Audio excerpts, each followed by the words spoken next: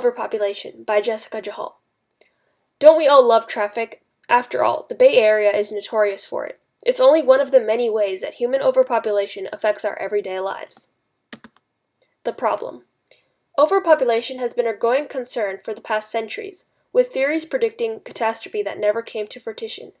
There are simply too many people on Earth, with the population higher than ever. We are reaching the carrying capacity. This graph shows a tremendous growth in human population over a small span of time. Human overpopulation is a source of many environmental, social, and ecological crises.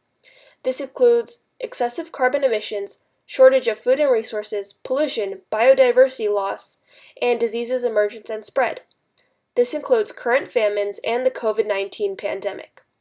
Currently, the global total fertility rate, a measure of how many children the average woman has over her lifetime, is at 2.3, above the replacement rate of 2.1. Overpopulation is highly concentrated in developing countries, while developed countries have declining birth rates. The global population is projected to be over 10 billion by the end of the century. Here's a graph showing the TFR for every country. As you can see, the rates are highest in parts of Africa and Asia, in developing countries, especially in sub-Saharan Africa and these parts of Asia. And then on the other hand, you can see that countries in North America and Europe are mostly with lower TFRs. Human contribution. The population crisis we face now can be most directly attributed to people living longer lives because of increased food security, medical improvements, less casualties from wars, and less epidemics. In the last 50 years alone, we have seen rapid technological advancements that have fundamentally changed the way we live.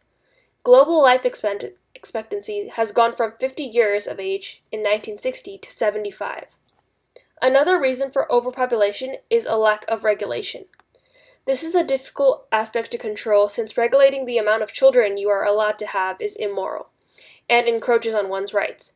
China tried this with their infamous one-child policy.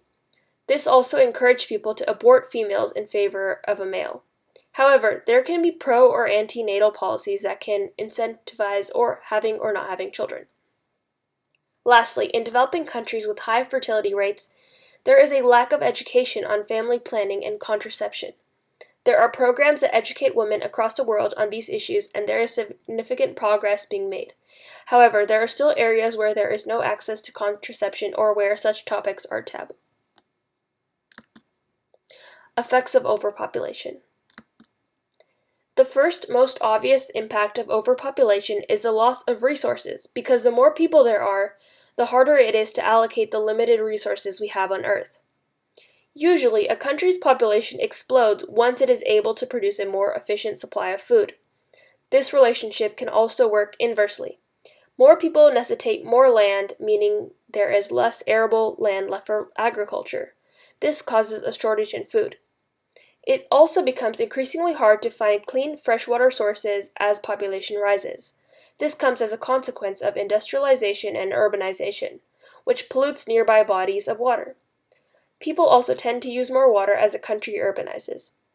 Due to higher demand, non-renewable sources of energy are depleted. Oil, gas, coal, and other fuels are extracted, and they cannot be replenished fast enough to meet the needs of the people. Environmental impacts. Overpopulation also takes a great toll on the environment. One of the ways it does this is pollution. There are many types of pollution, including air, water, land, and sound. More humans mean that there is more waste being produced, which pollutes the environment. Human overpopulation also leads to deforestation and agriculture on the land that used to be for wildlife, like the Amazon rainforest. Many animals die because they are left without food or shelter.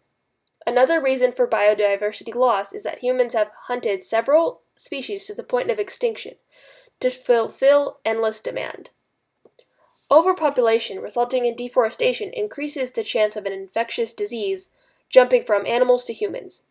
High population density, concentrated in megacities, allows for easier transmission from person to person. Climate change is another consequence of overpopulation, because more people leave a bigger carbon footprint. This graph shows a strong correlation between the world population and carbon dioxide emissions. Future. Where is the road taking us? A future with excessive uncontrolled population growth could result in what is best described as an apocalypse. So what do we need to do? Hypothesis. I hypothesize that a laissez-faire approach to this problem is best, or in other words, do nothing. The problem of human overpopulation will resolve itself because exponential growth in population will level off due to the declining TFR. This is also explained by the demographic transition model. Although our population is still increasing, it is no longer increasing as fast because of lower fertility. This graph shows projected and recorded global TFR rates from 1950 to 2000 to 2100. When this drops below 2 sometime before 2050, our population will eventually start decreasing. Solutions and feasibility. On a personal level, you can choose to have less children to solve the problem of overpopulation. However, these solutions can be immoral and are not really feasible. A better idea is to be properly educated on family planning and contraception. Globally, the solution would be the same. It is not reasonable to try to control the amount of children people have. Luckily, there is no need for any such policy. The exponential population growth we are seeing will fizzle out by itself, according to the demographic transition model. Currently, all developing countries are in stage 2 and stage 3, while the developed ones are in stage 4 and 5. As you can see, stage 2 is characterized by high birth rates, decreasing death rates, and an increasing population. Stage 3 sees declining birth rates, which means the rate of increase is lowered for population. Stage 4 has both birth and death rates reaching extreme lows, with the population beginning to level off. This is the stage that the US is in. Stage 5 is where birth rates fall below death rates, creating a net decrease in population. This phenomenon has been seen in countries like Japan and Germany, who have extremely low birth rates.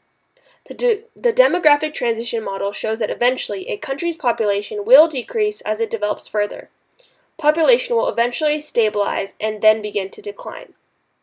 The changes in death rates are explained by advancing technology, while birth rates are declined because of improved economic conditions, an increase in women's status and education, and access to contraception. It will take time for the whole world to reach stage 5, although it is slowly happening. What this means. Having understood this, we must see what this really means for the world. While the population will continue to grow, it will reach a peak of about 10 or 11 billion within this century, after which it will start declining. While we do not need to solve the problem of overpopulation itself, the issues connected to it are very real, such as climate change and pandemics. These both come from the depletion of natural resources. We may not be able to directly control our population, but we can conserve our resources. This can be done by using sustainable farming methods to produce more food with less land. Personally, we can use less water every day and use renewable sources of energy like solar panels. Lastly, we need to protect the environment. This includes recycling and properly disposing of waste. Support sustainable businesses and products, and reduce your carbon footprint. With all of this, we can counter the harmful effects of human overpopulation and protect Earth to make it safer and cleaner. Conclusion. To conclude, our population has been growing faster than ever, showing no signs of stopping. This comes largely from high TFRs in developing countries and increasing lifespans. It can also be attributed to a lack of access to contraceptives. There are many effects of human overpopulation, like shortages in food, water, and fossil fuels. The environmental impacts include pollution, biodiversity loss, disease, and climate change. However, in the future, the population will decrease by itself because of declining TFR rates and countries moving through the demographic transition model. There are still things we can do to reduce the effects of overpopulation by making it easier for the Earth to sustain all of us. This includes using resources wisely and being environmentally conscious. We can use this environment-first approach to solve many of the problems related to overpopulation that we face today, just like pesky traffic. The end. Thank you.